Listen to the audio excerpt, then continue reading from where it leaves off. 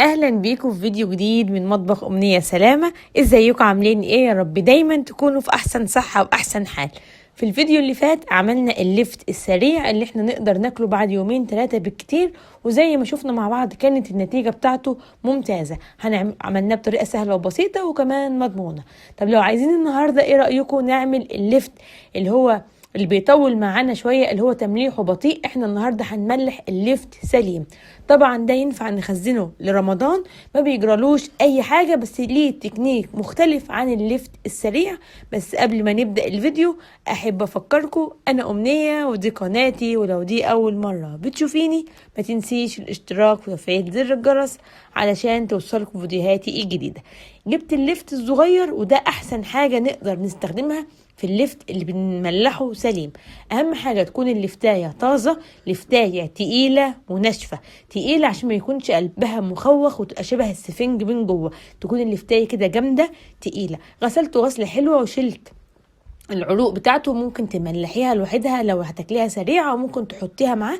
انا النهاردة استبعدتها وحبيت ان انا استخدم اللفت. طبعا زي ما انتم شايفين شلت الجزء التحتاني اللي بيبقى فيه الجذور والجزء الفوقاني، وغسلته كويس جدا ونضفته، وجبت البرطمان وعبيته. لحد كده ما فيش اي حاجة.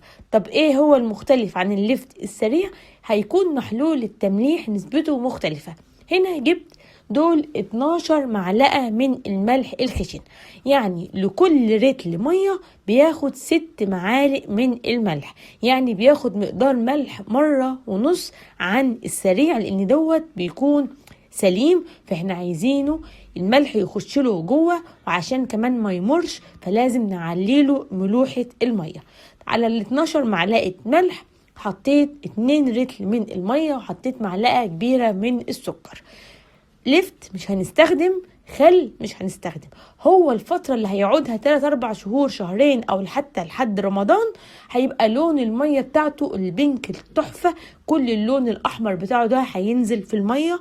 وكمان علشان ما نغيرش طعم المية، لان البنجر هيقعد فترة كبيرة فممكن ما يستحملش معانا.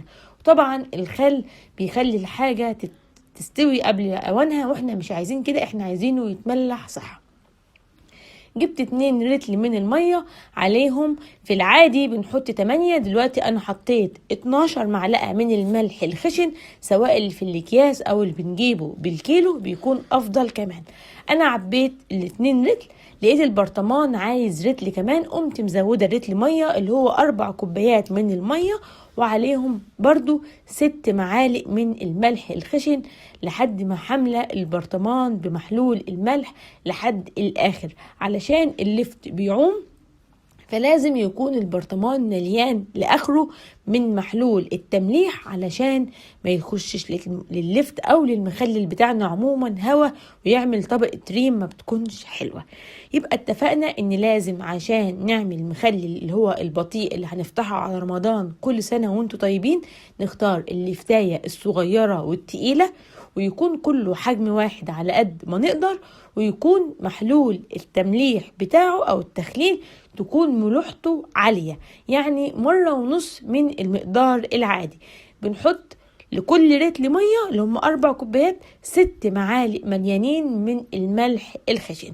بعد ما هيتملح ان شاء الله على رمضان ونيجي نفتح عليه، بناخد بقى اللفت لما نيجي نستخدمه نقطع على قد استخدامنا، او ممكن نقطعه كله ونحطه في محلول ملحي جديد. بكده كانت الطريقة سهلة وبسيطة. جربوه ونفتحه مع بعض على رمضان بإذن الله. أشوفكم في فيديو جديد، مع السلامة.